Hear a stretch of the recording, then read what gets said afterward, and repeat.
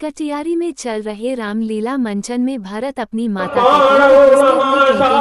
हैं हो सकता है मगर माता को मना नहीं होती। इस बात को तुमने सिद्ध किया है। माता होती है कलंक ये पाप मेरे सर पर लगा। राजगद्दी के लिए वनवास करा दिया। कौशल्या और सुमित्रा दोनों भरत को समझाते हैं जिसके बाद भरत राजा दशरथ का अंतिम संस्कार करते हैं। भरत वन जाकर अपने पिता के मृत्यु के दुखद समाचार राम को सुनते हैं। अब हमारे बीच पिताश्री नहीं रहे। ये शब्द सुनकर श्री राम और सीता लक्ष्मण व्याकुल व शोकाकुल रहने के बाद राम को अपने साथ ले जाने के लिए भरत मिन्नतें करते हैं।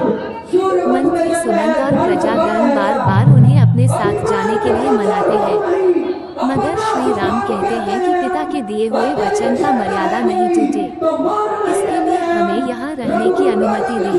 रघुकुल रीति सदा चली आई, प्राण जाए पर वचन न जाए। ये कहकर लेने आए सभी लोगों को चुप करा देते हैं, मगर भरत मानने के लिए तैयार नहीं होते हैं।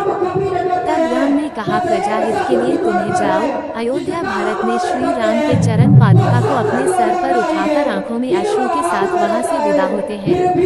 14 वर्ष तक श्री राम के चरण पादुका को अयोध्या के राज सिंहासन पर रखकर खुद जमीन पर चटाई बिछाकर सन्यासी का जीवन व्यतीत करते हुए राजपाट संभालते हैं। कथा के दौरान बड़े ही उदास और व्याकुल मन से श्री राम सीताराम का भजन कीर्तन करते हुए महाआरती के साथ प्रसंग समाप्त किया गया। कथा को लेकर आसपास में भक्तिमय माहौल बना हुआ है। इस दौरान सूर्य प्रकाश मिश्रा, हेमू मिश्रा, आदर्श मिश्रा आदि लोग उपस्थित रहे। मुख्य अतिथि समाज सेवी सुमित मिश्रा ने फीता काटकर उद्घाटन किया और लोगों को संबोधित किया।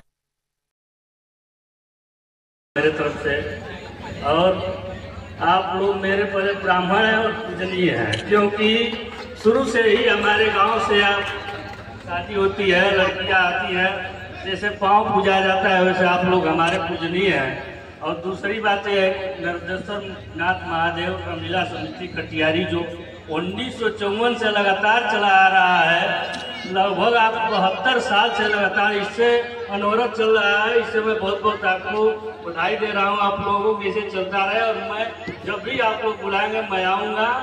और कटाई की तो बात छोड़िए, मैं अपने गांव भी कटाई करता हूँ तो किसी के दरवाजे वो पैसा नहीं मांगने जाता। यहाँ पर भी वही हाल है, कोई यहाँ पर चुनाव नहीं लड़ना, लेकिन आप लोगों का आशीर्वाद बना रहे मेरे प्रति।